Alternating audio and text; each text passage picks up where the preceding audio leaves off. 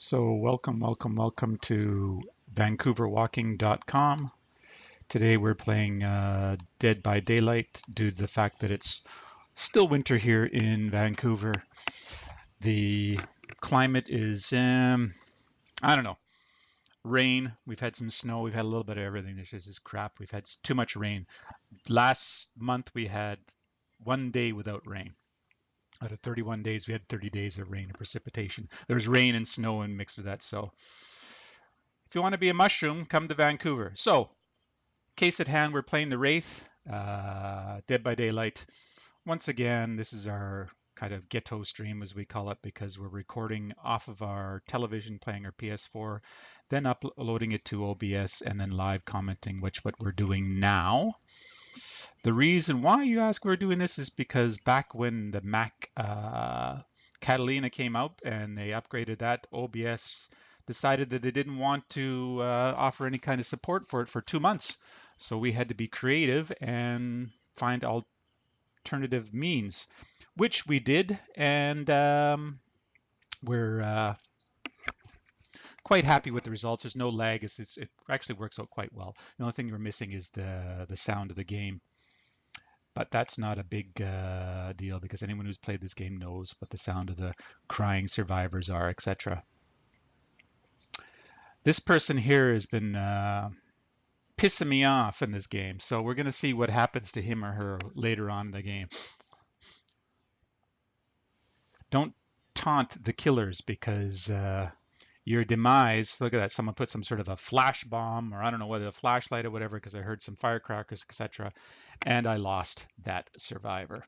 But no worries, we will find him or her again. So as I said, we're playing the Wraith, and probably one of our favorite killers. And why? We didn't even use its power. All we did was we used its power just to get rid of the power so we could actually use its speed. So my suggestion, if you want to play the killer, pick the Wraith, because the Wraith is by far, out of the 6 that we have access to, the fastest on their feet. That's what we like in a killer, that we can run down, we can trace down the survivors. So don't forget to head over to patreon.com VancouverWalker /VancouverWalker to check out our awesome page. There's over 90 videos exclusively only available on Patreon. And for $5 a month, you get access to those. Sights and sounds, Stanley Park, lots of Stanley Park, lots of rides and tourist destinations in Vancouver. Beaches, we got a little bit of anything and everything going on there. So once again, we're playing Dead by Daylight. We're playing the Killer, the Wraith. We haven't paid for anything in this game. No upgrades, no fancy uniforms, no nothing. We like to play it raw. Um, we'll get the bonuses, etc., when they come our way, but we won't be paying them for any of those bonuses.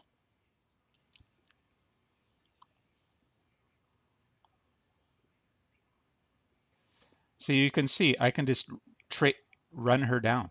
As I said, it's just a matter of foot speed that I'll be able to catch up with her. This due to the fact is that the Wraith is faster on his feet than any of the survivors are. So that's my little tip for today's game is you want to play the Killer, pick the Wraith. And I'm not exactly sure, you could probably put on all kinds of add-ons, etc. But we're playing it add-on free. No add-ons, no special powers, no nothing. And we're very limited with our add-ons we can actually put on this because we played this character too much and we kind of populated the other killers' points with it, that we're no longer able to access any kind of add-ons or any kind of perks with the Wraith. So we basically just play the Wraith because we like the foot speed of this killer. So that's just a little bit of advice from Vancouver Walker. Don't forget vancouverwalking.com is our webpage. So where else? Let's see. Survivors, where is you? We're looking for you. Lots of explosions in this game. I'm not exactly sure. There must have been, obviously there's some sort of power that the survivors can do. They can do multiple explosions because you'll see at the end of this game, the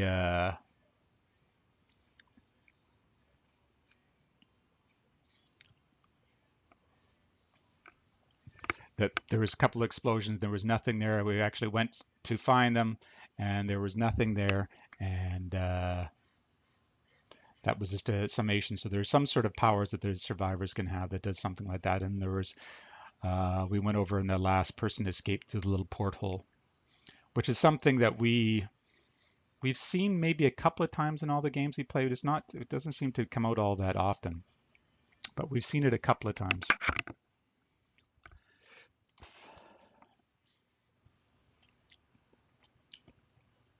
Thank you.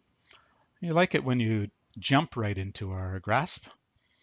We will not complain about that, and we're going to go put you on the hook.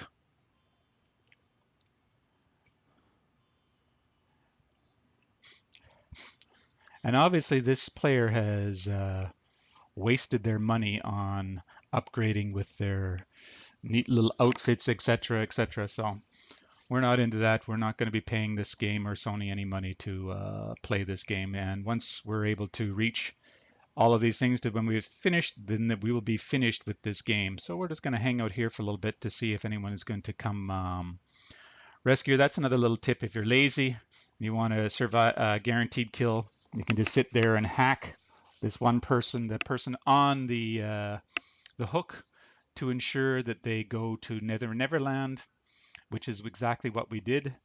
But we have to warn you that you've got to make sure that you the best way to go in there is hack and then back off directly rather than turning around like we're doing, because one of the survivors can come in and sneak in and pluck that survivor off the hook, and that ain't good. I think someone does try to rescue this survivor, and it didn't do any good because this person pissed us off.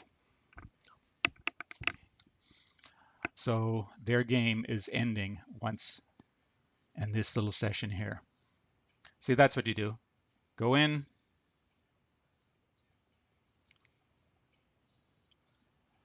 So that person is out of the game. We were able to eliminate 2 of the survivors today, rather than having to run around and catch them all. We just concentrated on eliminating certain survivors rather than having to chase them all around and not worrying about them, just throwing them up on the hook. And there we go. We're going to get you too. So we're sensing blood, and you will see that once the survivor is injured, even when he's not, he or she is not injured, the Wraith will track them down, which is a bonus. I do enjoy that. So where are you? Okay. And a little word of caution for the survivors: don't be sitting there too close to the pallet there, because depending on how long the killer's reach is, they can snag you when you're trying to down the pallet on them.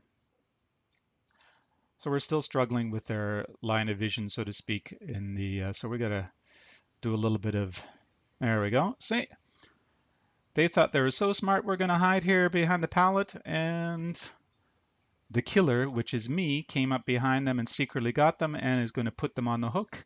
And honey, your game is over now too. It's best just to not piss off anyone in the game, because if they have vengeance, I just wasn't in a good mood today. So this person paid for it with their gain life, because it's not going to happen.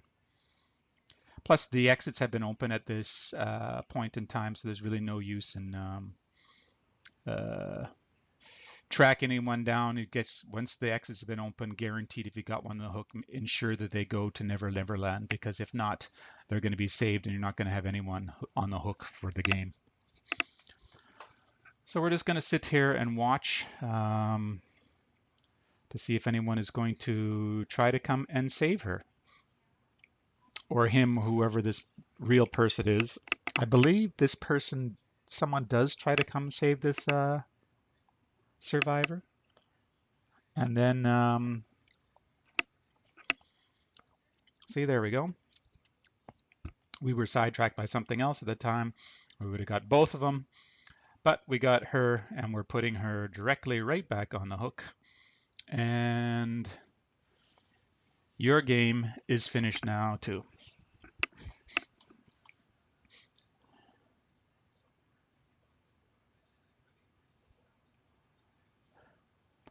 But we always like to go in and add a little bit of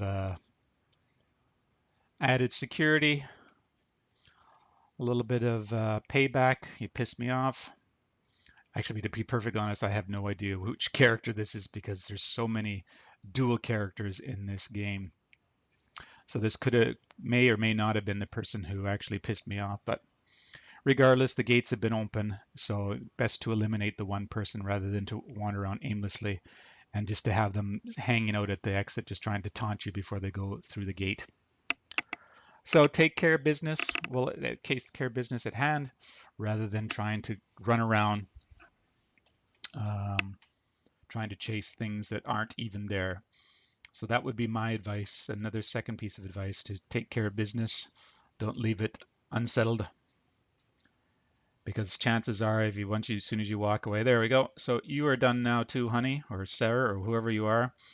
So now we got to go over to the exits to see who's lingering around here. Okay, you always got to check over here to the right to see if there's any survivors hanging out over there. They quite often do. Oh, and there's still someone blowing off generators over here, or so we speak, or so we thought. And there we go.